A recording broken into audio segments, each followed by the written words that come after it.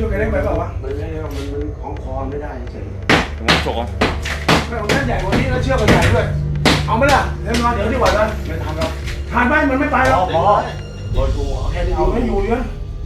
มันไปมันออกมาได้แล้วติมันล็อกตัวมาแล้วมันล็อกตัวมาแล้วเขามันออกมาแล้ว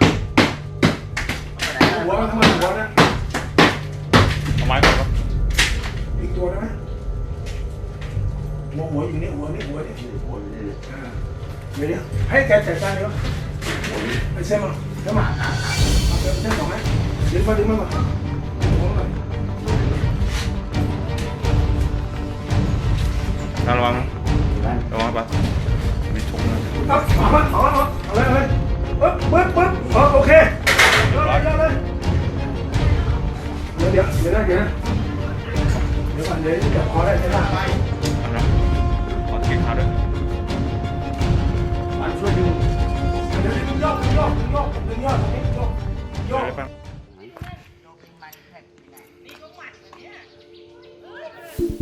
ไป